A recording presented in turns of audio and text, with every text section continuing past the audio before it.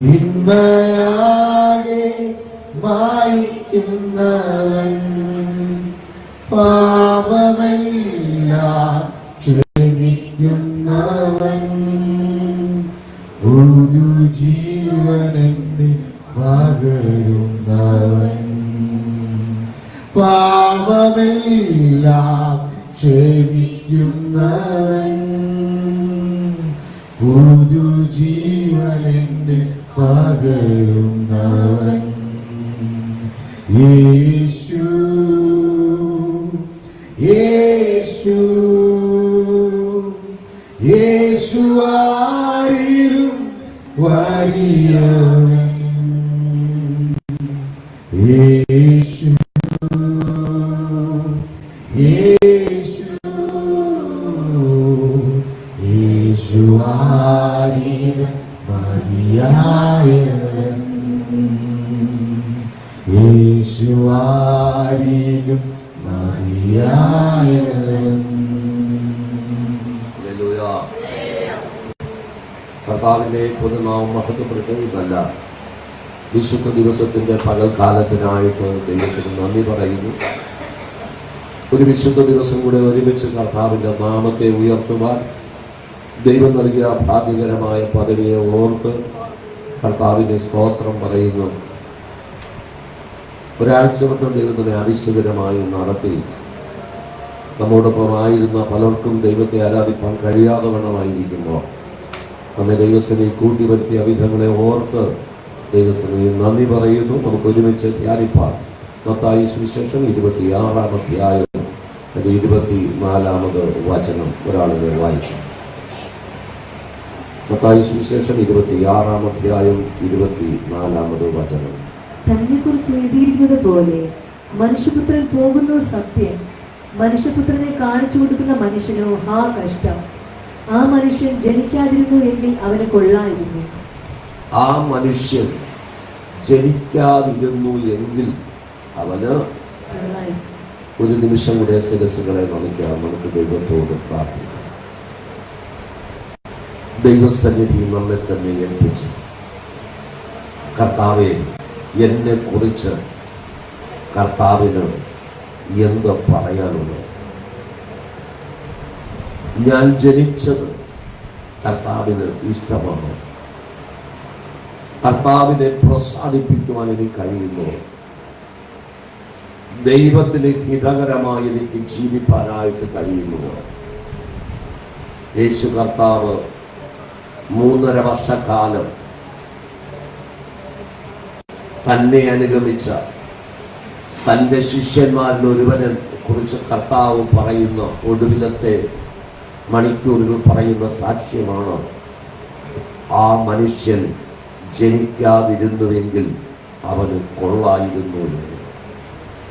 ഞങ്ങൾ കർത്താവിനെ ആരാധിക്കുന്ന അവിടുത്തെ മക്കളെ, കർത്താവെ, എന്താണ് യേശുപ്പൻ ഇന്ന് പകൽ എന്നെ കുറിച്ച് പറയാനുള്ളത്? ഇവിടെ ആയിരിക്കുന്ന ഓരോരുത്തരോടും ദൈവം ചോദിക്കുന്നു, എന്താണ് ഞങ്ങൾക്ക് പറയുവാനുള്ളത്? അവിടുത്തെ കൃപ കൊണ്ട് നിറയ്ക്കണം. അങ്ങ് സംസാരിക്കണം. അകത്തെ മനുഷ്യൻ ശക്തിയോടെ ബലപ്പെടുക, ഹൃദയത്തിന്റെ അകത്തളങ്ങളിൽ ശോധന ചെയ്യുക. കർത്താവ് സഹായിക്കും. യേശുവിന്റെ നാമത്തിൽ തന്നെ. ഹല്ലേലൂയ.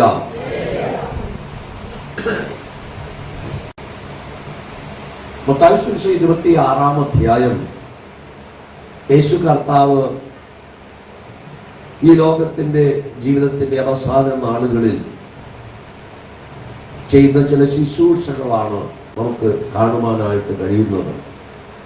അതിൽ പ്രധാനമായത് കർത്തൃമേശയാണ്. കഴിഞ്ഞ 2 ദിവസങ്ങൾ നമ്മൾ ദൈവവചനം കേട്ടു അല്ലേ? കഴിഞ്ഞ രാത്രി വ്യക്തമായി സഭയോടും ദേശത്തോടുമൊക്കെ ദൈവത്തിൻ്റെ ആലോചന ശക്തമായ ഭാഷയിൽ അറിയിക്കുവാൻ അഭിഷേകനെ ഉപയോഗിച്ചു. അതൊക്കെ നമ്മൾ കാണുകയും കേൾക്കുകയും അനുഭവിക്കുകയും ചെയ്തതാണ്. 3 സെക്ഷൻ ആരാധന വ്യത്യസ്തമായിരുന്നു. ഇന്ന് പകൽ അതിലും വ്യത്യസ്തമായി ചെയ്യുന്നത് ദൈവം നമുക്ക് തരണം. 3.5 വർഷക്കാലം യേശുവിന്റെ കൂടെ നടന്ന ശിഷ്യന്മാരിൽ ഒരുവനാണ് ഇസ്കരിയോത്ത് യൂദ. യൂദയെ കുറിച്ച് കർത്താവിന് പറയാനുള്ളതാണ് നമ്മൾ വായിച്ചു കേട്ടത്.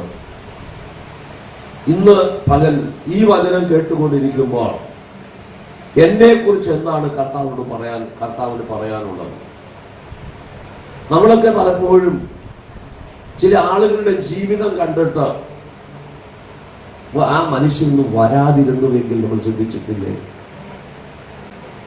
ആ മനുഷ്യനൊന്നും കാണാതിരുന്നുവെങ്കിൽ നമ്മൾ ചിന്തിച്ചിട്ടില്ലേ? എന്തുകൊണ്ട് അങ്ങനെ ചിന്തിക്കേണ്ടി വരുന്നതോ? ആ മനുഷ്യന്റെ ജീവിതചര്യകൾ നമുക്ക് പൊരുത്തപ്പെടാൻ കഴിയാത്തത് കൊണ്ടാണ്. ഇന്ന് പകൽ എന്നെ കുറിച്ച് കർത്താവിന് എന്താണ് പറയുവാനുള്ള സാക്ഷ്യം? യേശു കർത്താവ് പറഞ്ഞൊരു ഉപമയിൽ, ഒരു മനുഷ്യൻ പരദേശത്ത് പോകുമ്പോൾ അവന്റെ സമ്പത്ത് വിഭാഗിച്ച് പലർക്കായി കൊടുത്തു. ഒരുവന് 5 താലന്ത്, ഒരുവന് 2 താലന്ത്, ഒരുവന് 1 താലന്ത്. 5 താലന്ത് ലഭിച്ചവൻ 5 കൂടെ നേടി കർത്താവ് അത് യജമാന്റെ അടുക്കൽ വന്ന് പറയുന്നു, നന്ന്, അത് ഞാൻ 10 താലന്ത്, 5 എനിക്ക് നൽകിയത് 5 കൂടെ നേടിയിരിക്കുന്നു. അവനോട് പറയുന്നു, നന്ന്, നല്ലവനും വിശ്വസ്തനുമായ ദാസനെ, നീ അല്പത്തിൽ വിചാരകനായിരുന്നത് കൊണ്ട് ഞാൻ നിന്നെ അധികത്തിൽ വിചാരം. 10 പട്ടണങ്ങൾക്ക് നീ അധിപനായില്ല. 2 താലന്ത് ലഭിച്ചവൻ 4 കൊണ്ട് കൊടുത്തപ്പോൾ 5 പട്ടണത്തിന് അധിപനായി തീരാൻ പറഞ്ഞു. 1 താലന്ത് ലഭിച്ചവൻ പറയുന്ന മറുപടി, നീ വയ്ക്കാത്തടുത്ത് എടുക്കുകയും ഇതറാത്തടുത്ത് ചേർക്കുകയും ചെയ്യുന്ന കഠിന മനുഷ്യനെ കൊണ്ട് നിന്റെ ഞാൻ കൊണ്ടുപോയി കുഴിച്ചു വച്ചു. ഇതാ അതെടുത്തുകൊള്ളുക. ആ യജമാൻ അവനോട് പറയുന്നത്, ദുഷ്ടനും മടിയനുമായ ദാസനെ, നീ ഇതിനെ പൊൻവാണിഭക്കാരുടെ കയ്യിൽ ഏൽപ്പിക്കാത്തതെന്ത്? ഞാനത് പലിശയോടുകൂടെ വാങ്ങിക്കൊള്ളുമായിരുന്നല്ലോ. കർത്താവ് ഓരോ കൃപകളെ നമുക്ക് തന്നിരിക്കുന്നത് ഒരു ദിവസം കണക്ക് ചോദിക്കും. കണക്ക് ചോദിക്കുമ്പോൾ ദൈവം നമുക്ക് തന്ന സമ്പത്തിന് കണക്ക് ചോദിക്കും, നമുക്ക് തന്നിരിക്കുന്ന ആരോഗ്യത്തിന് കണക്ക് ചോദിക്കും, നമുക്ക് ദൈവം തന്നിരിക്കുന്ന സകലത്തിന് നമ്മൾ കണക്ക് കൊടുക്കണം. ദൈവം നമുക്ക് തന്നിരിക്കുന്ന തലമുറയ്ക്ക് വേണ്ടി നമ്മൾ കണക്ക് കൊടുക്കണം. ദൈവസന്നിധിയിൽ വിറയ്ക്കാത്ത കൈകളുമായി നിൽപ്പാൻ കഴിയണമെങ്കിൽ ഈ ഭൂമിയിൽ നാം വിശുദ്ധ ജീവിതത്തിന് അടിമയായി തീരണം. നമ്മുടെ ജീവിതം വിശുദ്ധമായി സൂക്ഷിക്കണം. നമ്മുടെ കുഞ്ഞുങ്ങളെ ദൈവ ഭയത്തിൽ വളർത്തുവാൻ കഴിയണം. അപ്പൊ ദൈവത്തിന്റെ വഴികളിൽ അവർ നടക്കുവാൻ 128-ാം സങ്കീർത്തനം 1-ാം വാക്യം എന്താ പറയുന്നത്? യഹോവയെ ഭയപ്പെട്ട അവന്റെ വഴികളിൽ നടക്കുന്ന ഏവനും ഭാഗ്യവാൻ. ദൈവത്തെ ഭയപ്പെടുന്നു എന്ന് ചോദിച്ചാൽ യാക്കോബ് പറയുന്നത് ഏറ്റവും കൂടുതൽ ഭയപ്പെടുന്ന പിശാച. അവൻ വിറച്ചുകൊണ്ട് ദൈവത്തെ ഭയപ്പെടുന്നു. അങ്ങനെയുള്ള ഭയമല്ല. ദൈവത്തെ ഭയപ്പെടുന്നു എന്ന് പറയുന്നവർ ദൈവത്തിന്റെ വഴികളിൽ നടക്കണം. നമ്മുടെ വഴി ദൈവത്തിന്റെ വഴികളിലാണോ നമ്മുടെ നടപ്പ്? 1-ാം സങ്കീർത്തനക്കാരൻ പറയുന്നു, ഈ ദുഷ്ടന്റെ ആലോചന പ്രകാരം നടക്കരുത്. നമ്മുടെ വഴി നമുക്ക് തിരഞ്ഞെടുക്കുക. സ്വർഗത്തിലെ ദൈവം ഭൂമിയെ സൃഷ്ടിക്കുമ്പോൾ, മനുഷ്യനെ സൃഷ്ടിക്കുമ്പോൾ ഒരു നിയന്ത്രണവും മനുഷ്യന് വെച്ചിട്ടില്ല. നിനക്ക് ഇഷ്ടമുള്ളത് തിരഞ്ഞെടുക്കാം. ബാക്കി സകലത്തിനും നിയന്ത്രണങ്ങൾ വെച്ചപ്പോൾ മനുഷ്യന് തിരഞ്ഞെടുക്കുവാനുള്ള സ്വാതന്ത്ര്യം കർത്താവ് എടുത്തില്ല. ആദിമാതാപിതാക്കൾ മുതൽ നമ്മൾ പഠിച്ച തിരഞ്ഞെടുക്കുവാനുള്ള സ്വാതന്ത്ര്യം നമുക്കാണ് തന്നിരിക്കുന്നത്. ദൈവത്തിന്റെ വചനപ്രകാരം വേണമെങ്കിലും ജീവിക്കാം, അല്ലാതെയാണെങ്കിലും ജീവിക്കാം. ദൈവത്തിന് വിഷയമല്ല. ദൈവവചനപ്രകാരം ദൈവത്തെ ഭയപ്പെട്ട ദൈവത്തിന്റെ വഴികളിൽ നടക്കുന്ന ഒരുവന് ദൈവരാജ്യത്തിലെത്താൻ കഴിയും. ദൈവത്തെ ഭയമില്ലാതെ ജീവിക്കുന്നവന് ദൈവരാജ്യത്തിലെ സന്തോഷം അനുഭവിക്കാൻ കഴിയില്ല. ലോകത്തിലുള്ള കഷ്ടതകളോ ശോധനകളോ പ്രയാസങ്ങളോ പ്രതിസന്ധികളോ നമ്മൾ മനസ്സോടെ സഹിക്കുകയും ക്ഷമിക്കുകയും ചെയ്യുന്ന എന്തിനാ നമുക്കൊരു നിത്യമായ സന്തോഷമുണ്ട്. ആ സന്തോഷത്തെ കുറിച്ച് നമ്മുടെ അകത്ത് ആനന്ദം വരുമ്പോഴാ ചിലരൊക്കെ അത് സഹിക്കുന്നു. ഒരു ഉദരത്തിനകത്തൊരു കുഞ്ഞിനെ വഹിക്കുന്ന ഒരു സഹോദരി ഒരുപാട് കഷ്ടം അനുഭവിക്കേണ്ടി വരും, ഒരുപാട് വേദന സഹിക്കേണ്ടി വരും. ഇതെല്ലാം സഹിച്ചാലും കുഞ്ഞിന്റെ കരച്ചിൽ കേൾക്കുമ്പോൾ അതെല്ലാം മറക്കും. അതുപോലെ നമുക്ക് ഈ ലോകത്തിൽ ഓടുകയും അധ്വാനിക്കുകയും ചെയ്തതിന്റെ റിസൾട്ട് കർത്താവിന്റെ സന്നിധിയിലെത്തണമെന്നുള്ളതാണ്. അപ്പൊ ദൈവസന്നിധിയിലെത്തുവാൻ നാം നമ്മെ തന്നെ ഒരുക്കുമ്പോ എങ്ങനെയാണ് നമ്മൾ ആ ദൈവസന്നിധിയിലേക്കുള്ള യാത്രയ്ക്കായി ഒരുക്കപ്പെടുന്നത്?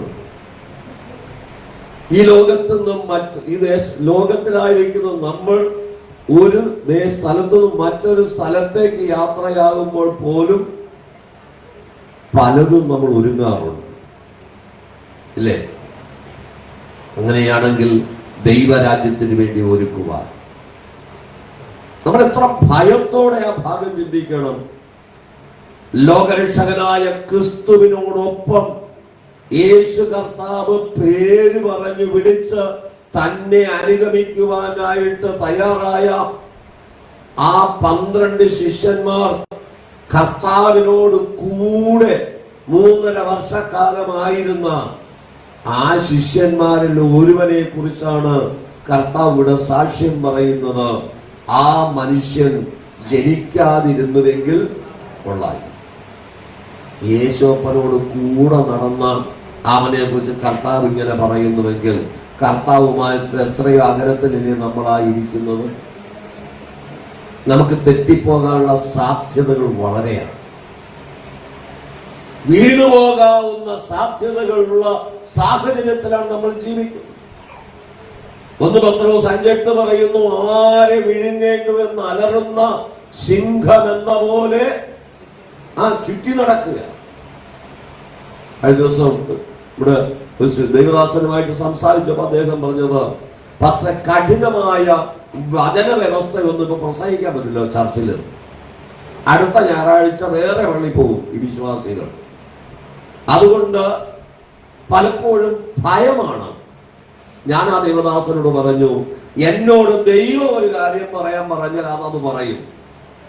അത് പറയാനാണ് നമ്മളെ ആക്കി വെച്ചിരിക്കുന്നത്. നിങ്ങൾക്ക് വേണമെങ്കിൽ ഏറ്റെടുക്കാം, ഇല്ലെങ്കിൽ ഉപേക്ഷിക്കാം. അവ തിരഞ്ഞെടുക്കാനുള്ള സാധ്യത നിങ്ങൾക്ക് തന്നിരിക്കുക ദൈവം. വെളിപ്പാട് 3:20 പറയുന്നു, ഞാൻ വാതിൽക്കൽ നിന്ന് മുട്ടുന്നു, ആരെങ്കിലും എന്റെ ശബ്ദം കേട്ട് വാതിൽ തുറന്നാൽ ഞാൻ അവനോടും അവൻ എന്നോടും കൂടെ അത്താഴം. കർത്താവുമായിട്ടുള്ള ഒരു കൂട്ടായ്മ ബന്ധത്തിന് നമ്മുടെ ഹൃദയം തുറന്നു കൊടുക്കുവാൻ നാം തയ്യാറായ, ഈ കേൾക്കുന്ന ദൈവത്തിന്റെ വചനങ്ങളൊക്കെ അയവിറക്കുവാൻ, അത് ഹൃദയത്തിനകത്ത് വേരൂന്നുവാൻ തക്കവണ്ണം തയ്യാറായാൽ, അവിടെയാണ് ദൈവത്തിന്റെ അനുഗ്രഹം പ്രാപിപ്പാനായിട്ട് കഴിയുന്നത്. ദൈവവചനത്തിന്റെ വേര് ഒരു ദൈവമയന്റെ ഹൃദയത്തിൽ എത്രമാത്രം ആഴത്തിൽ ഊന്നിയിരിക്കുന്നുവോ അവന്റെ വിശ്വാസത്തിൽ ഉലച്ചു കളയാൻ ആർക്കും കഴിയുകയില്ല. എന്റെ ബാല്യകാലത്തൊക്കെ റബ്ബറിൻ്റെതായ സീസൺ ആരംഭിച്ച സമയത്ത് ഒരു റബ്ബർ തൈ നടാൻ 1 മീറ്റർ നീളം, 1 മീറ്റർ വീതി, 1 മീറ്റർ ആഴത്തിൽ കുഴിയെടുത്ത് കല്ലില്ലാത്ത മണ്ണ് നിറച്ച് അതിനകത്താണ് റബ്ബർ തൈ നടുന്നത്. എന്തിനാണെന്നറിയാമോ? റബ്ബറിന്റെ വേര് ഒരു തായ് വേരാണ് പ്രധാനമായിട്ട് ഇറങ്ങുന്നത്. നല്ല വണ്ണത്തിൽ അത് വരും. എന്നിട്ട് ചെറിയ വേരുകൾ മാത്രമേ ശാഖകളായിട്ട് വരികയുള്ളൂ. ഈ റബ്ബറിന്റെ വേര് താഴേക്കിറങ്ങുവാൻ തടസ്സമില്ലാതെ ഈ എടുക്കുന്ന കുഴിയിൽ ഏകദേശം നിറയത്തക്കവണ്ണം അതിന്റെ തായ് വേര് കട്ടിയായിരിക്കും. റബ്ബറൊക്കെ വളർന്ന് കുറെ കഴിയുമ്പോൾ കാറ്റും മഴയും വരുന്ന സീസണുണ്ട്. കാറ്റടിക്കുമ്പോൾ കൊമ്പുകൾ ഒടിയുന്നതല്ലാതെ ഇങ്ങനെ നടുന്ന റബ്ബറിന്റെ മൂടോടെ വീണു പോകുകയില്ല. എന്താ കാര്യം? അതിന്റെ മൂടിന് ഉറപ്പുണ്ട്. ആ കുഴിക്കകത്ത് അത് ഭദ്രമാണ്. നാം ദൈവത്തിന്റെ വചനം കേൾക്കുന്നത് നമ്മുടെ ഹൃദയത്തിനകത്ത് ആഴത്തിൽ വേരൂന്നുന്നുവെങ്കിൽ ഈ ലോകത്തിന്റെ വിശ്വാസത്തിന്റെ പരിശോധനയിൽ നീ തളർന്നു പോകാൻ ദൈവം അനുവദിക്കയില്ല. അല്ലെങ്കിൽ ഒരു ചെറിയ കാറ്റടിക്കുമ്പോൾ തന്നെ നമ്മൾ തളർന്നു പോകും. വിശ്വാസത്തിൽ നിലനിർത്തുന്നത് ദൈവത്തിന്റെ വചനമാണ്. വചനത്തിന് എന്റെ ഹൃദയത്തിനകത്ത് എത്രമാത്രം സ്ഥാനമുണ്ട്. സന്തോഷിപ്പിക്കാനുള്ള കാര്യങ്ങളൊക്കെ പറഞ്ഞ് വേണമെങ്കിൽ 1 മണിക്കൂർ ഞായറാഴ്ച കഴിക്കാം. എന്റെ ആഗ്രഹം ഈ വചനം കേൾക്കുന്നവർ ഒരാഴ്ച വട്ടം ദൈവകൃപയിൽ നിലനിൽക്കണം. അതിനാവശ്യമുള്ള വചനമാണ് ഞാൻ ദൈവത്തോട് ചോദിച്ചത്. ദൈവമേ, ഈ ജനത്തെ ദൈവകൃപയിൽ നിലനിൽക്കുവാൻ ആവശ്യമുള്ളത് ഓരോ ദിവസത്തേക്കും നമുക്ക് ആവശ്യമുള്ളത് അന്നന്നത്തേക്ക് നൽകുന്ന ദൈവമാണ്. ഹല്ലേലൂയ. അധ്യായത്തിന്റെ 20-ാം വാക്യം മുതൽ വായിക്കാം. സന്ധ്യയായപ്പോൾ അവൻ 12 ശിഷ്യന്മാരോട് കൂടെ പന്തിയിലിരുന്നു. അവർ ഭക്ഷിക്കുമ്പോൾ അവൻ, നിങ്ങളിൽ ഒരുവൻ എന്നെ കാണിച്ചു കൊടുക്കും എന്ന് ഞാൻ സത്യമായിട്ട് നിങ്ങളോട് പറയുന്നു എന്ന് പറഞ്ഞു. ഇവിടെ യേശുവും ശിഷ്യന്മാരുമായി ഭക്ഷണത്തിന് ഇരിക്കുമ്പോൾ മത്തായി സുവിശേഷം 26-ാം അധ്യായത്തിൽ നമ്മൾ വായിക്കുന്നത്, നിങ്ങളിൽ ഒരുവൻ എന്നെ കാണിച്ചു കൊടുക്കുമെന്ന് യേശു സത്യമായി പറയുകയാണ്. സത്യം ചെയ്ത് പറയുകയാണ്. തന്റെ ഗുരുനാഥൻ തന്നോടൊപ്പമായിരിക്കുന്ന 12 ശിഷ്യന്മാരെ നോക്കിയാണ് പറയുന്നത്, നിങ്ങളിൽ ഒരുവൻ എന്നെ കാണിച്ചു കൊടുക്കും. ലോകത്തോടല്ല പറയുന്നത്, കർത്താവിനെ അറിയാത്തവരോടല്ല. ഈ കർത്താവിനെ കുറിച്ച് യോഹന്നാൻ പറഞ്ഞിരിക്കുന്ന ഒരു സാക്ഷ്യമുണ്ട്. 1 യോഹന്നാന്റെ ലേഖനം 3-ാം അധ്യായം 1-ാം വാക്യം എന്താ? ദൈവമക്കളെന്ന് വിളിക്കപ്പെടുക. പിതാവ് നമുക്ക് എത്ര വലിയ സ്നേഹം നൽകി. നാം ദൈവ മക്കളെന്ന് വിളിക്കപ്പെടാനുള്ള യോഗ്യത നൽകിയത് ഈ കർത്താവാണ്. 1-ന്റെ 1 വായിക്കാം. 1-ന്റെ 1. ആദ്യം മുതലുള്ളതും ഞങ്ങൾ കേട്ടതും സ്വന്തം കണ്ണുകൊണ്ട് കണ്ടതും ഞങ്ങൾ നോക്കിയതും ഞങ്ങളുടെ കൈ തൊട്ടതുമായ ജീവന്റെ വചനം സംബന്ധിച്ച്. ഈ വചനമാണ് ജനം ധരിച്ച ക്രിസ്തു. ഈ ക്രിസ്തുവിനെ ഞങ്ങളുടെ സ്വന്തം കണ്ണുകൊണ്ട് കണ്ടതാ, ഞങ്ങൾ തൊട്ടു നോക്കിയതാ. ഈ തൊട്ടു നോക്കിയതിൽ ഒരുവനാണ് ഈ യൂദ. നമ്മൾ യേശുവിനെ തൊട്ട് നോക്കിയിട്ടുണ്ടോ? യേശുവിനെ ആളത്വമായി എത്ര പേർക്കാണ് കാണുവാൻ കഴിഞ്ഞിട്ടുള്ളത്? യേശുവുമായുള്ള നമ്മുടെ ബന്ധം എത്രയാണ്? കർത്താവിനോടൊപ്പം നടക്കുകയും കർത്താവിന്റെ ശുശ്രൂഷകൾ പങ്കാളിത്തം വഹിക്കുകയും ചെയ്ത ഈ മനുഷ്യനോട് കർത്താവ് പറയുന്നു, അത് ഇങ്ങനെ ഒരുവൻ ജനിക്കാതിരുന്നുവെങ്കിൽ കൊള്ളായിരുന്നു. 12 ശിഷ്യന്മാര് വളഞ്ഞിരിക്കുമ്പോൾ യേശു പറയുന്നു, നിങ്ങളിൽ ഒരുവൻ എന്നെ കാണിച്ചു കൊടുക്കും. അടുത്ത വാക്യം. ജീവൻ പ്രത്യക്ഷമായി ഞങ്ങൾ കണ്ട് സാക്ഷീകരിക്കുകയും. 22-ാം വാക്യം. അപ്പോൾ അവർ അത്യന്തം ദുഃഖിച്ചു. ഞാനോ കർത്താവേ എന്ന് ഓരോരുത്തൻ പറഞ്ഞു തുടങ്ങി. ഈ 12 പേരും മാറി മാറി ചോദിക്കുകയാണ്, അത് ഞാനാണോ കർത്താവേ, ഞാനാണോ കർത്താവേ എന്ന് 12 പേരും ചോദിക്കാനായിട്ട് തുടങ്ങി. അടുത്ത ഭാഗം. അവൻ ഉത്തരം പറഞ്ഞത്, എന്നോട് കൂടെ കൈ താലത്തിൽ മുക്കുന്നവൻ തന്നെ. എന്നോട് കൂടെ കൈ താലത്തിൽ മുക്കുന്നവൻ തന്നെ എന്നെ കാണിച്ചു കൊടുക്കും.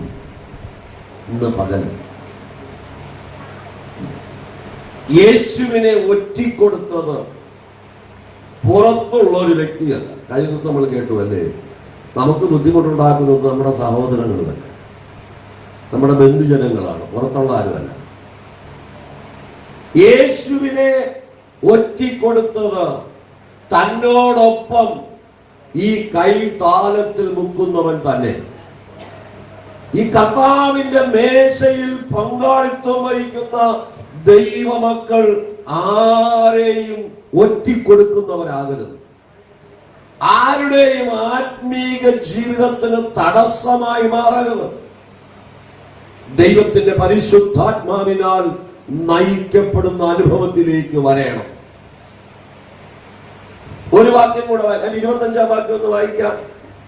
എന്നാറെ അവനെ കാണിച്ചു കൊടുക്കുന്ന യൂദ, ഞാനോ റബ്ബി എന്ന് പറഞ്ഞതിന് നീ തന്നെ എന്നവൻ പറഞ്ഞു. നീ തന്നെ എന്നവൻ പറഞ്ഞു. യേശു കർത്താവ് യൂദായെ ഉറപ്പിക്കുക, നീ തന്നെ എന്നെ കാണിച്ചു. നമ്മുടെ കർത്താവ് അത്ര വ്യക്തമായി യൂദായോട് ഇടപെടുന്നു. ദൈവത്തിന്റെ സന്നിധിയിൽ പ്രാർത്ഥിക്കുന്ന ദൈവമക്കളെ, നമ്മുടെ ജീവിതത്തിൽ എന്നെ വ്യക്തിപരമായി കർത്താവ് വിളിച്ചാൽ എന്താണ് എന്നെ കുറിച്ച് പറയുവാനുള്ളത്? കരങ്ങൾ ഉയർത്തിയ ദൈവത്തിന് സ്തോത്രം പറയാം ശക്തിയോടെ. ഹല്ലേലൂയ. ഇവിടെ കർത്താവിന്റെ സന്നിധിയിൽ യേശു യൂദായെ നോക്കി പറയുന്നു, നീ തന്നെ ഇന്ന് എന്നെ നോക്കി എന്നാണ് കർത്താവിന് പറയുന്നത്. 2025 വർഷത്തിന്റെ ഡിസംബർ മാസത്തിലേക്ക് പ്രവേശിക്കുന്നു. കഴിഞ്ഞ 11 മാസക്കാലം ജീവനോടെ ശേഷിപ്പിച്ച നമുക്ക് ദൈവസന്നിധിയിൽ എന്താണ് പറയുവാനുള്ളത്? കർത്താവിന്റെ സന്നിധി ഈ ഡിസംബർ 31 രാത്രി നമ്മൾ അത് കർത്താവിന്റെ സന്നിധിയിലേക്ക് വരുമ്പോൾ, ഈ ഒരു വർഷക്കാലം എന്റെ ജീവനോടെ ശേഷിപ്പിച്ചു, എനിക്ക് എത്ര പേരോട് സുവിശേഷം പറയാൻ കഴിഞ്ഞു, എത്ര പേരെ ദൈവത്തിന് വേണ്ടി നേടാൻ കഴിഞ്ഞു എന്ന് ചോദിച്ചാൽ എത്ര പേർക്ക് കൈ ഇളയ്ക്കാതെ കൈ വിറയ്ക്കാതെ പറയാൻ കഴിയും? അതാണ് കർത്താവ് ചോദിക്കുന്നത്. ദൈവത്തിന്റെ സന്നിധിയിൽ നമ്മൾ ആവുമ്പോൾ കർത്താവ് ആ മനുഷ്യനെ പറയും, നീ തന്നെ എന്ന് പറയുമ്പോൾ പോലും അവന് മാനസാന്തരം വരുന്നില്ല. ഈ ദൈവവചനം കേട്ടുകൊണ്ടിരിക്കുമ്പോൾ നിങ്ങളുടെ ഹൃദയത്തിനകത്ത് കുത്തുകൊള്ളുന്ന ഒരു വചനം, അത് എന്നെ രൂപാന്തരത്തിനുള്ളതാണെന്ന് ആർക്കെങ്കിലും ഏറ്റെടുത്ത് അതിനെ അനുസരിക്കുവാൻ, അത് ദൈവഹിതമില്ലാത്തതിനെ ഉപേക്ഷിക്കാൻ തയ്യാറായാൽ അവരാണ് ദൈവരാജ്യത്തിൽ എത്തുന്നത്. അവർക്കാണ് കർത്താവിൽ സന്തോഷിപ്പാനായിട്ട് കഴിയുന്നത്. കർത്താവിൽ സന്തോഷിപ്പാൻ കഴിയാതെ വണ്ണം നമ്മെ പുറകിലേക്ക് വലിക്കുന്ന സാഹചര്യങ്ങൾ പലതുണ്ട്. ഇവിടെ കർത്താവ് പറയുന്നു തന്നെ, 24-ാം വാക്യം ഒന്നുകൂടെ വായിക്കാം. തന്നെ കുറിച്ച് എഴുതിയിരിക്കുന്നത് പോലെ മനുഷ്യപുത്രൻ പോകുന്നു സത്യം, മനുഷ്യപുത്രനെ കാണിച്ചു കൊടുക്കുന്ന മനുഷ്യനോ ഹാ കഷ്ടം, ആ മനുഷ്യൻ ജനിക്കാതിരുന്നുവെങ്കിൽ അവന് കൊള്ളായിരുന്നു. കർത്താവ് ഇത് തന്നെ കുറിച്ച് എഴുതിയതിന്റെ നിവർത്തിയാണ്. എങ്കിലും ഞാൻ കഷ്ടത അനുഭവിക്കണമെന്ന് ദൈവം ആഗ്രഹിക്കുന്നുവെങ്കിൽ അത് ഏതെങ്കിലും നിലയിൽ വന്നോളൂ. പക്ഷെ അതിന് കാരണക്കാരായി തീരുന്നവരോട് കർത്താവ് കണക്കുള്ളൂ. കർത്താവ് അങ്ങനെ ഒരു മനുഷ്യൻ ജനിക്കാതിരുന്നുവെങ്കിൽ കൊള്ളായിരുന്നു. 3.5 വർഷക്കാലം യേശുവിനോട് കൂടെ നടന്ന, യേശു പേർ ചൊല്ലി പിടിച്ച് തന്നെ അനുഗമിക്കുവാനായിട്ട് പറഞ്ഞ, 5 അപ്പവും 2 മീനിന്റെയും പങ്ക് വിളമ്പിയ, മരിച്ചവരെ ഉയർപ്പിച്ചതിന് സാക്ഷിയായി തീർന്ന, കുഷ്ഠരോഗിയെ വിടുവിച്ചതിന് സാക്ഷിയായി തീർന്ന, കടലിന്റെ മീതെ നടന്നതിന് സാക്ഷിയായി തീർന്നതിൽ ഒരുവൻ തെറ്റിപ്പോയെങ്കിൽ നമുക്ക് തെറ്റിപ്പോകാനുള്ള സാധ്യത വളരെയാണ്. അത് നമ്മുടെ ജീവിതകാലം ഭയത്തോടെ കഴിക്കണം. തെറ്റിപ്പോകാനുള്ള സാധ്യതയുള്ള സാഹചര്യം നമ്മൾ ജീവിക്കുന്നത്. മത്തായി സുവിശേഷം 26-ാം അധ്യായത്തിന്റെ 53-54 വാക്യങ്ങൾ. എന്റെ പിതാവിനോട് ഇപ്പോൾ തന്നെ 12 ലഗ്യോനിലും അധികം ദൂതന്മാരെ എന്റെ അരികെ നിർത്തേണ്ടതിന് എനിക്ക് അപേക്ഷിച്ചുകൂടാ എന്ന് തോന്നുന്നുവോ? എന്നാൽ ഇങ്ങനെ സംഭവിക്കണം എന്നുള്ള തിരുവെഴുത്തുകൾക്ക് എങ്ങനെ നിവർത്തി വരും എന്ന് പറഞ്ഞു. യേശു കർത്താവിനെ അറസ്റ്റ് ചെയ്യാൻ വന്ന പടയാളിയുടെ കാതിനെ വെട്ടുമ്പോൾ പത്രോസിനോട് പറയുന്നു, നീ എന്റെ സംരക്ഷണത്തിന് വേണ്ടി ഒന്നും ചെയ്യണ്ട. പിന്നെയോ, എനിക്ക് വേണമെങ്കിൽ ഒരു വാക്ക് കൽപ്പിച്ചാൽ മതി, കോടിക്കണക്കിന് ദൂതന്മാരെ ഇറക്കാൻ എന്റെ പിതാവ് ശക്തനാണ്. ഒരു ദൂതൻ അശൂർ പാളയത്തിൽ ഒരു രാത്രി കൊണ്ട് 1,85,000 പേരെ നിഗ്രഹിച്ച അതുപോലെ ശക്തന്മാരായ ദൂതന്മാര് എന്റെ അപ്പന്റെ സന്നിധിയിലുണ്ട്. യെരിഹോ കോട്ട തകർക്കുവാൻ ഇറങ്ങി വന്നൊരു ഒറ്റ ദൂതനാണ്. യോശുവ 5:13 പറയുന്നു, ഞാൻ യഹോവയുടെ സൈന്യത്തിന്റെ അധിപതിയായി ഇറങ്ങി വന്നിരിക്കും. അങ്ങനെ വേണം ഒരു ദൂതനെ അയച്ചാൽ മതി 10, 12, 15 പേരെ യേശുവിനെ വിളിക്കാൻ വരുന്ന പോലെ തകർക്കാൻ. കർത്താവ്, ഇത് വചനത്തിന്റെ നിവർത്തിയാണ്. ഞാൻ കഷ്ടം അനുഭവിക്കണം, ദൈവഹിതമാണെങ്കിൽ ആ വഴിയിലൂടെ ഞാൻ കടന്നുപോയേ പറ്റൂ. പക്ഷെ അതിന് നമ്മൾ കാരണക്കാരായി തീരുന്നു, അല്ലേ? വേണ്ടുവോളം പ്രശ്നങ്ങൾ നമുക്കുണ്ട്. എരുതിയിൽ എണ്ണ ഒഴിക്കുന്ന അനുഭവത്തിലേക്ക് നമ്മൾ മാറരുത്. എനിക്ക് ഏറ്റവും കൂടുതൽ സന്തോഷം, നിങ്ങളെല്ലാവരും ദൈവത്തെ ആരാധിക്കാൻ വരണം. വചനമനുസരിച്ച് ദൈവവചനമനുസരിച്ച് നമ്മൾ ജീവിക്കുന്നവരാണെങ്കിൽ നമ്മുടെ അയൽക്കാർക്ക് നടുവിൽ നമുക്ക് നല്ല സാക്ഷ്യമുണ്ടായിരിക്കും. ചിലപ്പോ അസൂയയോട് ചില കാര്യങ്ങൾ പറഞ്ഞേക്കാം, അത് നമ്മൾ കണക്കാക്കേണ്ട. നിന്റെ ശത്രുവിന് വിശക്കുന്നുവെങ്കിൽ നിനക്ക് കാഴ്ചപ്പാൽ കൊടുക്കാൻ കഴിയണം. അവൻ വീട് കിടക്കുമ്പോൾ അവനെ താങ്ങിയെടുക്കുവാൻ കഴിയണം. അതാണ് ക്രിസ്തുവിന്റെ സ്നേഹം. യേശു നല്ല കൂട്ടുകാരൻ ആരെന്ന് ചോദിച്ചതിനോട് പറഞ്ഞ മറുപടി, വഴിയിൽ കിടന്ന് അർത്ഥപ്രാണനായി കിടന്നവനെ താങ്ങിയെടുത്ത് അവന്റെ മുറിവുകളെ കെട്ടി അവനെ സത്രത്തിൽ കൊണ്ട് എത്തിച്ചവനാണ് നല്ല അയൽക്കാരൻ, നല്ല സ്നേഹിതൻ. നമ്മുടെ സ്നേഹിതൻ ആരാണ്? നമുക്ക് ഏറ്റവും കൂടുതൽ സ്നേഹിക്കാൻ കൊള്ളുന്നത് യേശു ക്രിസ്തുവിനെ. കർത്താവ് നമ്മുടെ മൂത്ത സഹോദരനായി നമുക്ക് തുല്യമായി കഷ്ടം സഹിച്ചവൻ നമ്മോടൊപ്പം ഉണ്ട്. കർത്താവിന്റെ വചനം പറയുന്നു, ഇത് തിരുവെഴുത്തിന്റെ നിവർത്തിയാണ്. 56-ാമത് വാക്യം, എന്നാൽ ഇതൊക്കെയും പ്രവാചകന്മാരുടെ എഴുത്തുകൾ നിവൃത്തിയാകേണ്ടതിന് സംഭവിച്ചു എന്ന് പറഞ്ഞു. അപ്പോൾ ശിഷ്യന്മാർ എല്ലാവരും അവനെ വിട്ട് ഓടിപ്പോയി. ഒരുത്തം പോലും കൊടുക്കുന്നില്ല. നിനക്ക് വേണ്ടി ഞാൻ മരിക്കേണ്ടി വന്നാലും നിന്നെ വിട്ടു പോകയില്ലെന്ന പറഞ്ഞ പത്രോസും ഓടിപ്പോയി. ഈ പകൽക്കാലം പരിശുദ്ധാത്മാവിന് നമ്മോട് പറയാനൊരു ദൂതുണ്ട്. എത്ര സ്നേഹിതനെന്ന് പറഞ്ഞാലും നിന്റെ കഷ്ടതയിൽ മറ്റാരും കാണുകയില്ല. അപ്പൊ കർത്താവ് മാത്രമേ കാണൂ. ഞാൻ അല്പം സാമ്പത്തിക ബാധ്യതയിലാണെന്ന് വിചാരിക്കും. അതൊരു 10 പേര് അറിഞ്ഞു. 100 രൂപ കടന്നു വെച്ചാൽ തരില്ലാരും. എന്താ കാര്യം? കൊടുത്താൽ എന്ത് ചെയ്യില്ല, തിരിച്ചു കിട്ടാനുള്ള സാധ്യതയില്ല. അതാണ് ലോകം. യേശു പറയുന്നു, സ്നേഹിതൻ എല്ലാ കാലത്തും സ്നേഹിതനായിരിക്കുന്നു. അവൻ അനർത്ഥകാലത്ത് അവൻ സഹോദരനായിരിക്കും. നമ്മുടെ ജീവിതത്തിൽ പലപ്പോഴും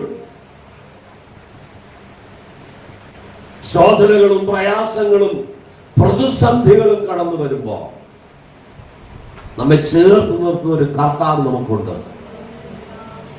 ആ കർത്താവിനെ പ്രസാദിപ്പിക്കുന്നവരായി നമ്മൾ മാറണം.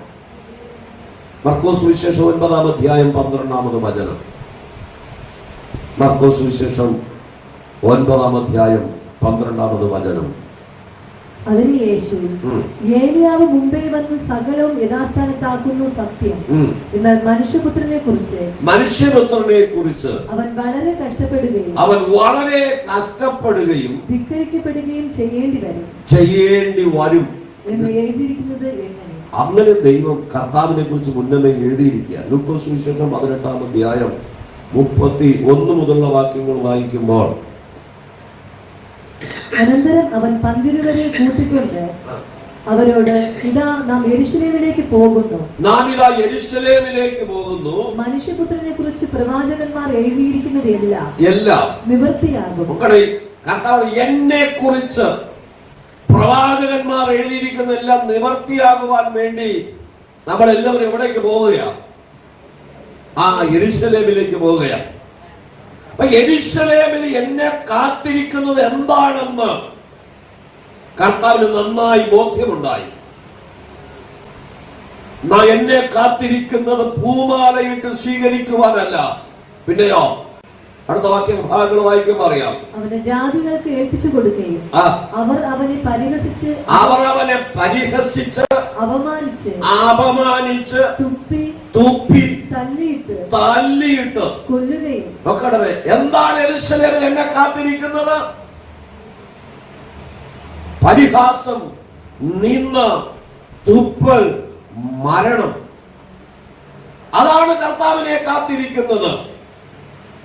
അത് അനുഭവിക്കുവാൻ, ലോകത്തിന് എന്നെ തല്ലുവാൻ, ലോകത്തിന് എന്നെ കൊല്ലുവാൻ, ലോകത്തിന് എന്നെ പരിഹസിക്കുവാൻ, ലോകത്തിന് എന്നെ നിന്ദിക്കുവാൻ, ഞാനിതാ അത് ഏറ്റുവാങ്ങുവാൻ യെരൂശലേമിലേക്ക് പോവുകയാണ്. നമുക്ക് എത്ര പേർക്കാൻ കഴിയും? കർത്താവിന്റെ നാമം വഹിച്ചുകൊണ്ട് മുന്നോട്ട് പോകുമ്പോൾ നിന്ദയും പരിഹാസവും അതെ തല്ലുകയും കൊല്ലുകയും ചെയ്യുന്ന ഒരു ലോകത്തിലാണ് നമ്മൾ ജീവിക്കുന്നത്. നോർത്ത് ഇന്ത്യയിൽ എത്രയോ ദൈവദാസന്മാർ കൊല്ലപ്പെട്ടു, എത്ര പേർ ജയിലിൽ അടയ്ക്കപ്പെട്ടിരിക്കുന്നു. അവർ ചെയ്ത തെറ്റെന്താ? ഇടം കൈയും വലം കൈയും അറിയാത്തവനെ ബോധവൽക്കരിച്ചു ദൈവരാജ്യത്തിലേക്ക് വേണ്ടി ഒരുക്കപ്പെട്ടു. ഞങ്ങൾ ബീഹാറിലെ ഒരു ഗ്രാമത്തിൽ 22 വർഷങ്ങൾക്ക് മുമ്പ് പോകുമ്പോൾ അവിടെയുള്ള ഗ്രാമവാസികൾ പറഞ്ഞ ഒരു കാര്യം അവിടുത്തെ മിശ്രനെ ഞങ്ങളോട് ഷെയർ ചെയ്തു. അവിടുത്തെ ഉൾഗ്രാമത്തിലാണ് വാഹനം പോകാവുന്ന സ്ഥലം വിട്ട് ഏകദേശം ഒരു 3-4 കിലോമീറ്റർ നടന്നാലേ ആ സ്ഥലത്ത് എത്താൻ പറ്റുള്ളൂ. വിദ്യാഭ്യാസം വിവരമൊന്നുമില്ല. കാട്ടിൽ കിട്ടുന്ന അതേ വസ്തുക്കൾ കൊണ്ട് ഭക്ഷിച്ച് ജീവിക്കുന്നവരാണ് അവർ. അധികവും പച്ചയായതൊന്നും ജീവിക്കുന്നവരാണ്. വേഗിച്ചു നിന്നത് കുറവാണ്. അമൃത്സറിൽ പറഞ്ഞത് അതെ, അവിടെ കുരുമുളകും ഈ ഏലവും ഒക്കെ നന്നായിട്ട് വിളയും. ഇതെല്ലാം ഉണക്കി ചാക്കിൽ വെച്ച് കെട്ടിവെച്ചേക്കും, വലിയ ചാക്കിൽ. അവിടുത്തെ ജമ്മിമാര് വർഷത്തിൽ ഒരു പ്രാവശ്യം ട്രക്കിലെ അരിയുമായിട്ട് പോയി ഒരു ഗ്രാമത്തിൽ ചെന്നിട്ട് ഒരു കലമെടുത്ത് വെച്ച് അത് അതിനകത്ത് 1 കിലോ അരിയിട്ട് തിളപ്പിക്കും. അതിന്റെ സ്വാദ് അവർ ആസ്വദിക്കുമ്പോൾ അവർ പറയും, ഈ അരി നിങ്ങൾക്ക് വേണമോ? അവരുടെ കയ്യിൽ കാശില്ല. ഈ എമ്മിമാര് പറയുന്നത്, 1 ചാക്ക് അരി തരാം, 1 ചാക്ക് കുരുമുളക് തന്നാൽ. ഉണക്കി കെട്ടിവെച്ചിരിക്കുന്ന കുരുമുളക് 1 ചാക്ക് തന്നാൽ 1 ചാക്ക് അരി തരാം, 1 ചാക്ക് ഏലം നിങ്ങൾക്ക് തരാം. അതെ, അല്ല, അരി തരുന്നാൽ 1 ചാക്ക് ഗ്രാമ്പു തിരിച്ചു തരണം. ഈ പാവങ്ങൾക്കറിയില്ല ഈ ഗ്രാമ്പിന്റെയും കുരുമുളകിന്റെയും വില. അതവിടെ കൊടുങ്കാട്ടിൽ കെട്ടിവെച്ചിട്ട് എന്തോ നേട്ടം. അത് 1 ചാക്ക് അരിക്ക് വേണ്ടി 1 ചാക്ക് കുരുമുളകും 1 ചാക്ക് ഗ്രാമ്പും ഒക്കെ വിൽക്കുന്ന പാവപ്പെട്ട ആളുകളായിരുന്നു. മിഷണറിമാർ അവരോട് പോയി ബോധവൽക്കരിച്ചു. 1 കിലോയ്ക്ക് അരിക്ക് ഇത്ര രൂപയെ വിലയുള്ളൂ, 1 ചാക്ക് കുരുമുളകിന് ഇത്ര 1000 രൂപ വിലയുണ്ടെന്ന്. ഇവർ ബോധവൽക്കരിക്കപ്പെട്ട് കഴിഞ്ഞപ്പോൾ ഈ ജമ്മിമാര് വന്നപ്പോൾ അവര് പറഞ്ഞു, ഇനി 1 ചാക്ക് അരിക്ക് അല്ലെ 1 ചാക്ക് കുരുമുളകിന് 1 ലോഡ് അരി തരണം. അപ്പൊ ചോദിച്ചു, ആരാ നിങ്ങളോടെന്ന് പറഞ്ഞത്? അത് ഞങ്ങളുടെ മിഷണറി പറഞ്ഞു. അതുകൊണ്ട് മിഷണറിയെ കൊല്ലണം. നോർത്തിൽ നടക്കുന്ന അനേകം അതേ മിഷണറിമാർക്ക് വരുന്ന ഉപദ്രവം അവരെ ബോധവൽക്കരിക്കുന്നത് കൊണ്ടാണ്. സുവിശേഷം അവരെ സത്യത്തിലേക്ക് നയിക്കുന്നത് കൊണ്ടാണ്. ഇത് ലൈവിലൂടെ ധാരാളം പേർ കേൾക്കുന്ന മെസ്സേജാണ്. എനിക്കൊരു ഭയവുമില്ല പറയാൻ. ഇന്ന് പകൽ ദൈവമക്കളെ, ലോകം നമ്മെ കാത്തിരിക്കുന്നത് നമ്മെ അനുഗ്രഹിക്കുവാനല്ല, ക്രിസ്തുവിനെ വഹിച്ച ഒരു ദൈവ പൈതൽ, ദൈവത്തെ ഭയപ്പെട്ട ദൈവത്തിന്റെ വഴികൾ നടക്കുന്ന ഒരുവന് അവൻ ലോകം ഒരുക്കി വച്ചിരിക്കുന്നത് നിന്നയും പരിഹാസവും തല്ലും കൊല്ലലുമാണെങ്കിൽ നമ്മൾ ഭയപ്പെടുന്നത് എന്തിനാ? ഇന്ന് പകൽ അത് എന്നെ കുറിച്ച് ദൈവത്തിന്റെ വാഗ്ദത്തമാണെങ്കിൽ ദൈവസന്നിധിയിൽ രക്തസാക്ഷിയായിട്ടാണ് മരിക്കുവാൻ നമ്മെ കുറിച്ച് ദൈവം ആഗ്രഹിക്കുന്നുവെങ്കിൽ നമുക്ക് ദൈവരാജ്യത്തിന് ഇടമുണ്ട്. ഈ ലോകത്തിലെ സുഖ സൗകര്യങ്ങളെ ഉപേക്ഷിക്കുവാൻ മനസ്സോടെ ഉപേക്ഷിച്ച്, അതുകൊണ്ട് ലോകം തന്നിരിക്കുന്നതെല്ലാം ദൈവം നമുക്ക് അനുഭവിക്കാനുള്ളതാണ്. പക്ഷെ ദൈവഹിതമില്ലാത്ത നമ്മൾ ഉപേക്ഷിക്കണം. ദൈവരാജ്യത്തിൽ എത്തുവാൻ നമ്മെ തടസ്സമായിട്ട് ഉള്ളതെല്ലാം ഉപേക്ഷിക്കണം. ദൈവത്തിന്റെ സന്നിധിയിൽ എന്നെ കുറിച്ച് കർത്താവിന് എന്താ പറയാനുള്ളത്? യേശു യൂദായുടെ മുഖത്തെ നോക്കി പറഞ്ഞു, എന്നെ കാണിച്ചു കൊടുക്കുന്നവൻ നീ തന്നെ. എന്നിട്ട് അവന് മാനസാന്തരം വന്നു. ഇന്നലകളിൽ ദൈവവചനം പ്രസംഗിച്ചത് കേട്ടുകൊണ്ടിരുന്ന പലരോടും ഈ വചനം ഇടപെട്ടില്ലേ? ഇത് എന്നോടുള്ള ദൂതാണ്, എനിക്ക് മാനസാന്തരം വരണമെന്ന്. അപ്പൊ ചിലപ്പോ തോന്നിയേക്കാം എനിക്കിത് വേണ്ട എന്ന്. അത് കഴിഞ്ഞപ്പോ ഇത് വിജയം മാസം സ്ഥിരം പരിപാടി എന്ന് പറഞ്ഞ് പോയില്ലേ കണക്കിട്ടിട്ട്. അതുകൊണ്ടാണ് നമ്മൾ ആഗ്രഹിക്കുന്ന നിലയിലേക്ക് ആത്മാവിൽ ബലപ്പെടാൻ കഴിയാതിരിക്കുന്നത്. ആത്മാവിൽ വളരുവാൻ ആവശ്യമുള്ള വചനം നമുക്ക് ആവശ്യമാണ്. അടുത്ത ഭാഗം കൂടെ വായിക്കാം വേഗം. തുപ്പി തള്ളിയിട്ട് കൊല്ലുകയും മൂന്നാം നാൾ അവൻ ഉയർത്തെഴുന്നേൽക്കുകയും ചെയ്യുമെന്ന് പറഞ്ഞു. ഇവിടെ യേശു കർത്താവ് തന്റെ ശിഷ്യന്മാരോടായി പറയുക, നാം യെരൂശലേമിലേക്ക് കഴിഞ്ഞ ആഴ്ച പോയത് കഴുതപ്പുറത്ത് ഹോശന്ന പാടി രാജാവായിട്ടാണ് പോയത്. കാണുന്നവരെല്ലാം വൃക്ഷക്കൊമ്പുകളെ കഴുതയ്ക്ക് നടക്കാൻ വെട്ടിയിട്ട് കൊടുത്തു. തങ്ങളുടെ വസ്ത്രം വഴിയിൽ വിരിച്ചു കൊടുത്തു. രാജാവിന് ഹോസന്ന എന്ന് പാടി ആർപ്പോടെ പോയപ്പോൾ ഒരാഴ്ച കഴിഞ്ഞിട്ട് ഇന്ന് നമ്മൾ യെരൂശലേമിലേക്ക് പോകുന്നത് അതേ സന്തോഷത്തോടെയല്ല, ആർപ്പുള്ള സന്തോഷം അവൻ ഏറ്റുവാങ്ങാനല്ല, പിന്നെയോ നിന്ദിക്കപ്പെടുവാൻ, പരിഹസിക്കപ്പെടുവാൻ, ഉപദ്രവിക്കപ്പെടുവാൻ, മരണം വരിക്കുവാൻ, തന്നോടൊപ്പം കൂടെ ഇരിക്കുവാനും പ്രസംഗിക്കേണ്ടതിന് അയക്കുവാനും തിരഞ്ഞെടുക്കപ്പെട്ട തന്റെ ശിഷ്യന്മാർ ആരും കൂടെ നിന്നില്ല. സകലരും യേശുവിനെ വിട്ട് ഓടിപ്പോയി. അങ്ങനെയാണെങ്കിൽ നമ്മോടൊപ്പം എത്ര പേര് നിൽക്കുമെന്ന് നമ്മൾ ചിന്തിക്കും.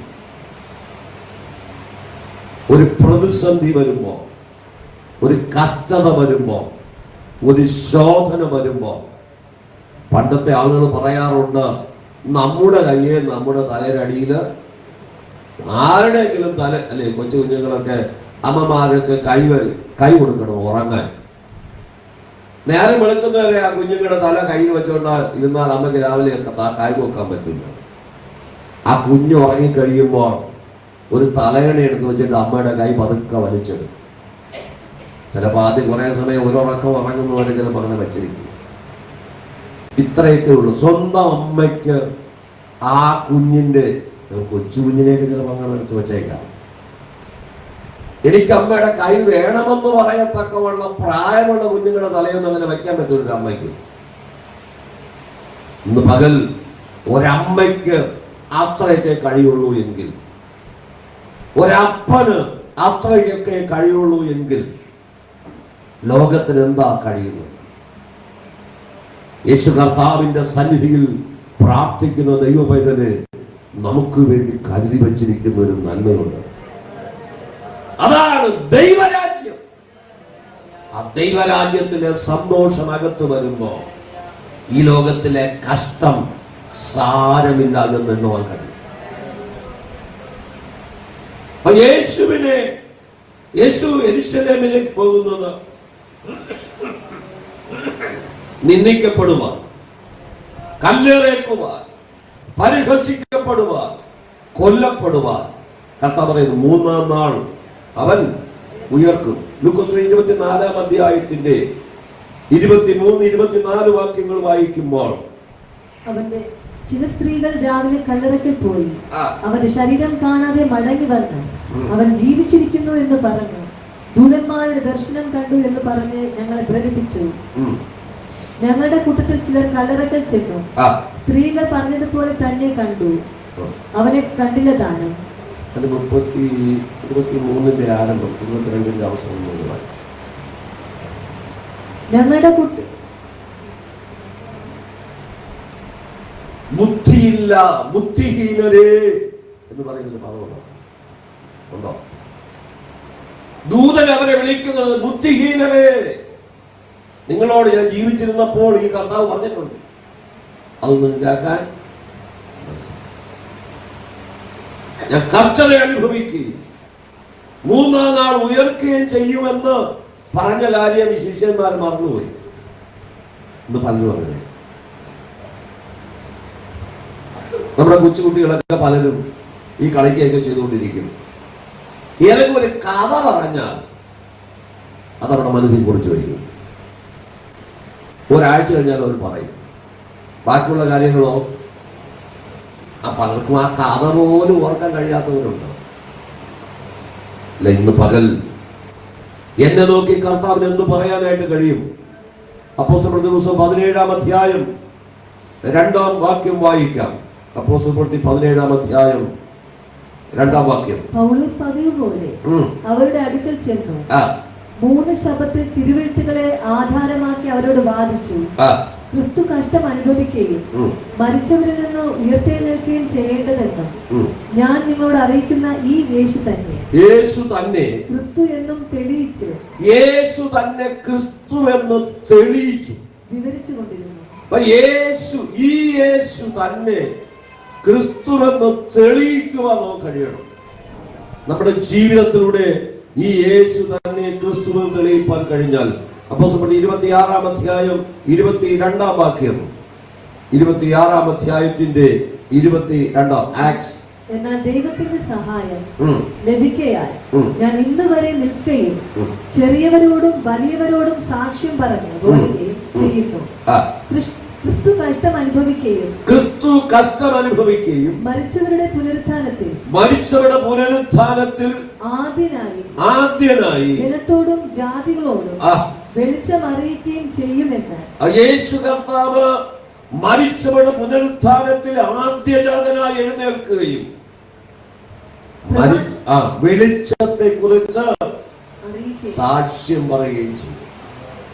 ഇന്ന് പകൽ നമ്മെ വെളിച്ചത്തിലേക്ക് നയിക്കുവാൻ എന്റെ കർത്താവ് വിശ്വസ്തനാണ്. 1 പത്രോസിന്റെ ലേഖനം 1-ാം അധ്യായം അതിന്റെ 10 മുതലുള്ള വാക്യങ്ങൾ വായിക്കുമ്പോൾ നിങ്ങൾക്ക് വരുവാനിരിക്കുന്ന കൃപയെ കുറിച്ച് പ്രവചിച്ച പ്രവാചകന്മാർ ഈ രക്ഷയെ ആരാഞ്ഞ് അന്വേഷിച്ചിരുന്നു.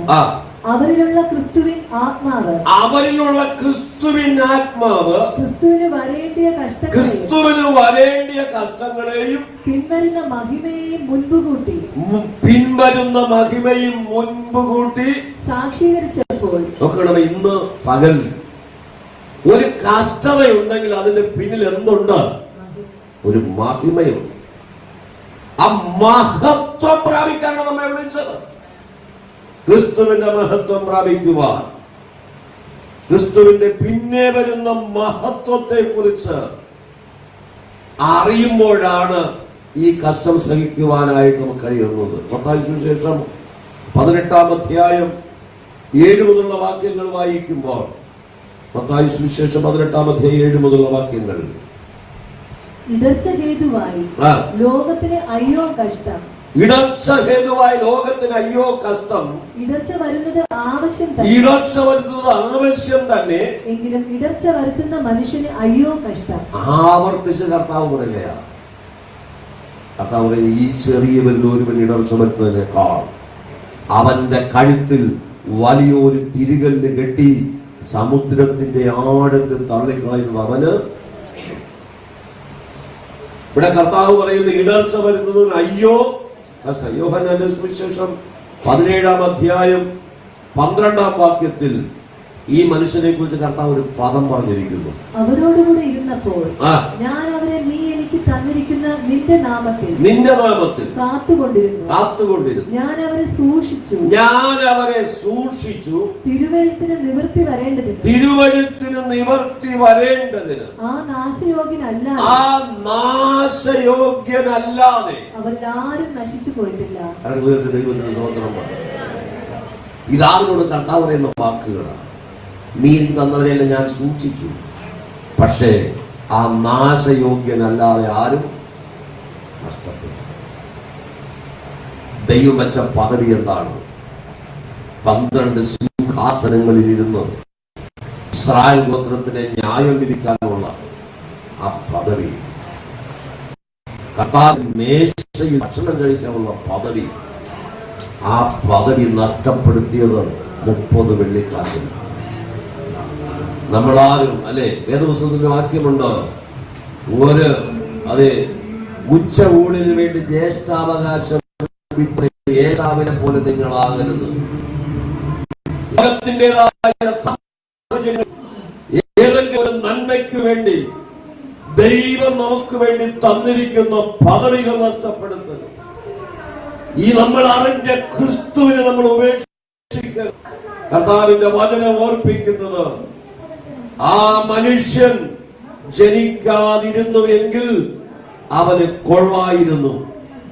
എന്നെ കുറിച്ച് എന്താണ് കർത്താവ് ഇന്ന് പകൽക്കാലം പറയാനുള്ളത്? ആ മനുഷ്യൻ അയ്യോ കഷ്ടമെന്ന് കർത്താവ് പറയുമ്പോൾ നമ്മൾ അനുഭവിക്കുന്ന കഷ്ടം യേശുവിനെ ഒറ്റിക്കൊടുത്തിട്ടാണോ? യേശുവിനെ വേദനിപ്പിച്ചിട്ടാണോ? യേശുവിന്റെ മുറിവുകൾക്ക് വേദന വർദ്ധിപ്പിച്ചിട്ടാണോ? യേശുവിന്റെ നാമത്തെ നിന്ദിച്ചിട്ടാണോ? കർത്താവിന്റെ നാമത്തെ ഉയർത്തുവാൻ കിട്ടുന്ന ഏതെങ്കിലും ഒരു അവസരം നമ്മൾ നഷ്ടപ്പെടുത്തിയാൽ കർത്താവിന്റെ ആത്മാവ് പറയുന്നു, നിങ്ങൾക്ക് അയ്യോ കഷ്ടം. കർത്താവിന്റെ മഹത്വത്തെ വർണ്ണിക്കേണ്ടുന്ന സ്ഥാനത്ത് യൂദ മഹാപുരോഹിതന്മാരുടെ അടുക്കൽ പോയി യേശുവിനെ വിൽക്കുവാൻ തക്കവണ്ണം അവൻ കരാറുണ്ടാക്കി. താൻ 3.5 വർഷക്കാലം ഈ യേശുവിനോടൊപ്പം ആയിരുന്നപ്പോൾ അനുഭവിച്ച സന്തോഷത്തെ കുറിച്ച് പ്രസ്താവിപ്പാൻ യൂദയ്ക്ക് കഴിയാതെ പോയി. നാം രക്ഷിക്കപ്പെട്ട നാൾ മുതൽ ഇതുവരെ ദൈവം നമ്മെ നടത്തിയ വിധങ്ങളെ ഓർക്കാൻ കഴിയാതെ പോയോ? എവിടെയെങ്കിലും ആ വചനം വിട്ട് അകന്നു പോയോ? ഈ കർത്താവിന്റെ മേശയിൽ പ്രാഗൽഭ്യത്തോടെ പങ്കെടുക്കുവാൻ നമുക്ക് കഴിയുമോ? നമുക്ക് എല്ലാവർക്കും എഴുന്നേൽക്കാം, ആ ദൈവത്തോട് പ്രാർത്ഥിക്കാം.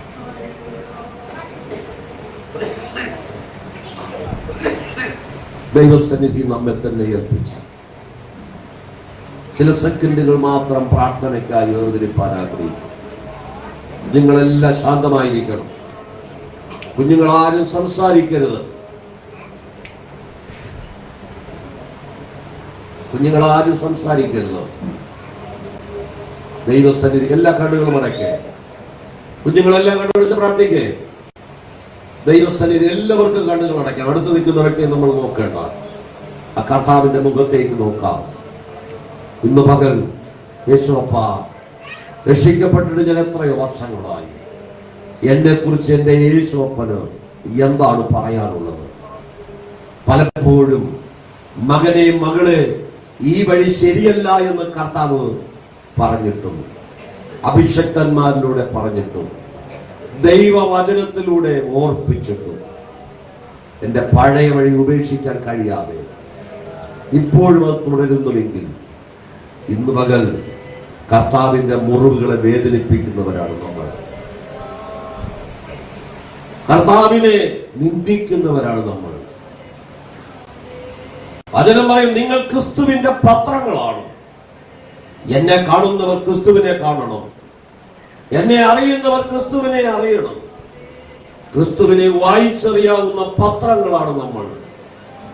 എത്ര പേർക്ക് പ്രാഗൽഭ്യത്തോടെ ലോകത്തെ മുഴുവൻ പ്രകാശിപ്പിക്കുന്ന സത്യവെളിച്ചമാകുന്ന യേശുവിന്റെ മഹത്വത്തെ വർണ്ണിപ്പാനായിട്ട് കഴിയും. ഹൃദയത്തിന്റെ ആഴങ്ങളിൽ നിന്ന് ഇന്ന് പകൽക്കാലം എത്ര പേർക്ക് ആ ദൈവത്തെ മഹത്വപ്പെടുത്തുവാൻ കഴിയും? സ്വർഗത്തിലെ ദൈവത്തിന്റെ വലിയ സാന്നിധ്യം നമ്മുടെ നടുവിലുണ്ട്. ലോകത്തിന്റെ സാഹചര്യങ്ങളിലേക്കല്ല, ഈ ലോകം ഒരിക്കലും ദൈവത്തിന് അനുകൂലമല്ല. നമ്മെ തകർത്തു കളയാൻ നിൽക്കുന്ന, ഉന്മൂലനാശം ചെയ്യാൻ നിൽക്കുന്ന, പ്രതികൂലത്തിലാക്കുവാൻ നിൽക്കുന്ന ഒരു സാഹചര്യത്തിന്റെ നടുവിലാണ് നമ്മളായിരിക്കുന്നത്. അതിന്റെ നടുവിൽ ഈ ദുഷ്ടലോകത്തിൽ ഏതു സമയത്തും നമ്മെ വീഴ്ത്തിക്കളയുവാൻ കാത്തു നിൽക്കുന്ന സാഹചര്യങ്ങളുടെ നടുവിൽ, നമ്മളെ തകർത്ത് കളയുവാൻ വെല്ലുവിളിച്ചു നിൽക്കുന്ന തീയമ്പുകളുടെ നടുവിൽ ഇന്ന് പകൽ എത്ര പേർക്ക് പറയാൻ കഴിയും, അപ്പാ ഞാനിതാ എന്നെ കർത്താവിന്റെ കരങ്ങളിൽ ഏൽപ്പിക്കുന്നു, അങ്ങനെ ശക്തീകരിക്കണമേ, അങ്ങനെ ബലപ്പെടുത്തണമേ, അവിടുത്തെ നീതിയുള്ള കരങ്ങളിൽ എന്നെ വഹിക്കണമേ. വീഴുവാൻ തക്കവണ്ണം ശത്രു തള്ളിയെങ്കിലും എന്റെ കർത്താവ് എന്നെ താങ്ങുകയാൽ ഞാൻ നിൽക്കുന്നു എന്ന് തോന്നുന്നവൻ വീഴാതിരിപ്പാൻ നോക്കട്ടെ.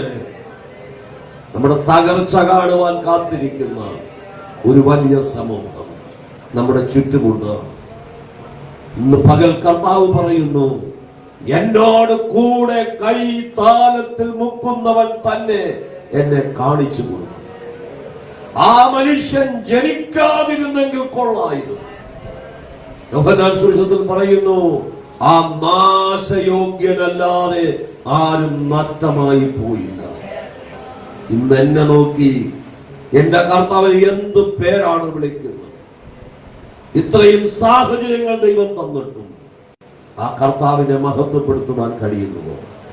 ഈ കർത്താവിന്റെ രക്തത്തിന്റെയും മാംസത്തിന്റെയും ഓഹരിക്കാരനായി തീരുവാൻ നമ്മൾ അടുത്ത് വന്നിരിക്കുമ്പോ എത്ര പേർക്ക് പ്രാഗൽഭ്യത്തോടെ പറയാൻ കഴിയും, അപ്പാ ഞാനിതാ അങ്ങയുടെ സന്നിധിയിൽ അടുത്ത് വരും. എനിക്ക് വേണ്ടിയാണ് അങ്ങ് കാൽവരിയിൽ മരിച്ചത്, കണ്ടാൽ ആളല്ല എന്ന് തോന്നുമാർ അങ്ങ് തകർക്കപ്പെട്ടത് എന്റെ പാപത്തിന്റെ പരിഹാരത്തിന് വേണ്ടിയാണ്. ആ കർത്താവിങ്കിലേക്കൊന്ന് നോക്കാമോ? ആ യേശുവിങ്കിലേക്കൊന്ന് നോക്കാമോ? സ്വന്തം തോളിൽ തല ചായ്ക്കുന്ന ആ ക്രിസ്തുവിനെ തന്നെ അനുഗമിച്ച ശിഷ്യന്മാരെല്ലാം തന്നെ വിട്ടുപോയി. ഒടുവിലായി അല്പം വെള്ളം കൊടുക്കുവാൻ പോലും ഒരു മനുഷ്യൻ ഉണ്ടായിരുന്നില്ല. കൈകാലുകൾ ആണികളാൽ തറയ്ക്കപ്പെട്ടവനാണ്. വലിഞ്ഞ ശരീരത്തോടെ കർത്താവ് ക്രൂശിൽ സ്വന്തം തോളിൽ തല ചായിച്ച് പ്രാണനെ വിടുമ്പോ ഒരു കൂട്ടം ആളുകൾ ദൂരെ നിന്ന് നോക്കി നിൽക്കുകയാണ്, നിസ്സഹായരായി. ഇന്ന് പകൽ ഇതിന് കാരണക്കാരനായി തീർന്ന മനുഷ്യൻ ജനിക്കാതിരുന്നുവെങ്കിൽ കൊള്ളായിരുന്നു എന്ന് യേശു കർത്താവ് പറയുന്നു. നമ്മെ വേദനിപ്പിക്കുന്ന, നമ്മെ നിന്ദിക്കുന്ന, നമ്മെ പരിഹസിക്കുന്ന, ആത്മീക ജീവിതത്തെ ചോദ്യം ചെയ്യുന്ന ഒരു കൂട്ടം നമ്മുടെ ചുറ്റുമുണ്ട്. അവരെ നോക്കി കർത്താവ് എന്തോ പറഞ്ഞു കൊള്ളട്ടെ, എന്നെ നോക്കി എന്താണ് കർത്താവിന് പറയാം? നല്ലവനും വിശ്വസ്തനുമായ ദാസനെ എന്ന പേരിന് ഓഹരിക്കാരായി തീരുവാൻ ഇന്ന് പകൽക്കാലം ദൈവം നമുക്ക് കൃപ നൽകും. അവിടുത്തെ കൃപ യേശുവിന്റെ നാമത്തിൽ തന്നെ ആമേൻ. കാരണം ഉയർത്തി ദൈവത്തെ സ്തുതിക്കാം.